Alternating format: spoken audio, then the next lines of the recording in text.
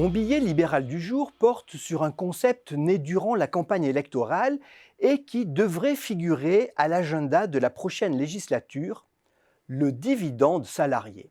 Alors, de quoi parle-t-on?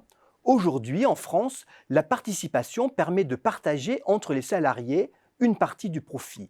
Elle est obligatoire pour les entreprises ayant au moins 50 salariés. L'intéressement, lui, est facultatif. C'est un dispositif de prime conditionné à la performance de l'entreprise.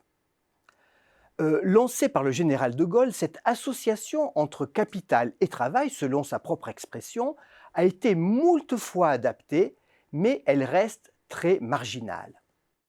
Alors, le dividende salarié. Il instaure ce principe très fort, pas de versement de dividendes aux actionnaires sans versement aux salariés, et ce pour toutes les entreprises, quelle que soit leur taille. Promoteur du concept, le PDG du groupe Jouve, Thibault Langsade, ne cache pas son but.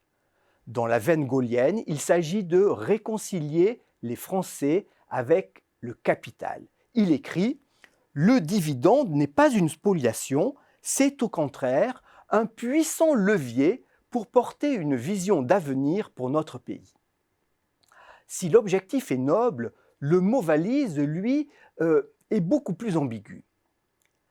D'abord parce qu'il peut accréditer l'idée fausse selon laquelle le dividende enrichit les actionnaires au détriment des salariés et de l'entreprise. Les salariés spoliés par les actionnaires. L'Institut économique Molinari a calculé la répartition des 389 milliards d'euros de richesse créés par les entreprises du CAC 40 en 2019. Premier servi, les salariés avec 69% du total, puis vient l'État qui capte 20% de la valeur créée et enfin les actionnaires avec 11%.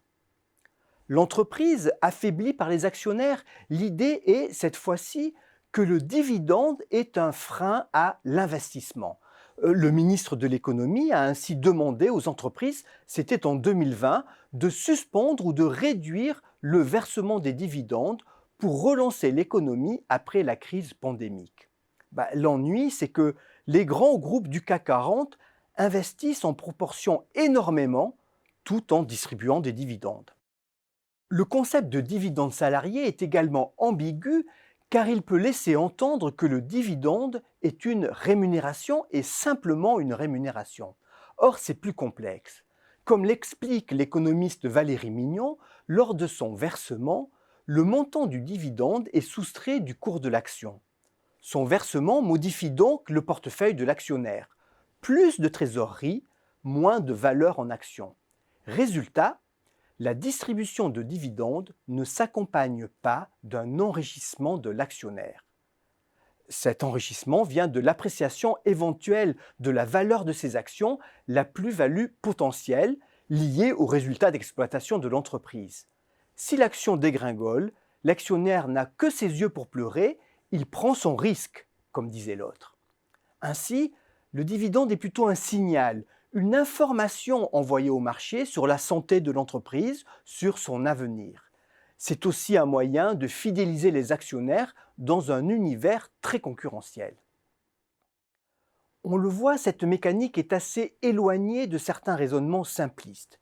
Et du coup, l'État ferait mieux de se consacrer aux fondamentaux de la croissance plutôt que de s'immiscer dans le partage de la valeur autrement que par la fiscalité. Car il est réducteur aujourd'hui d'opposer la rémunération des salariés, le dividende et la performance de l'entreprise.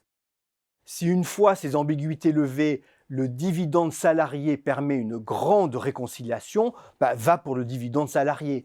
Comme le disait le général de Gaulle, ce n'est quand même pas la Lune.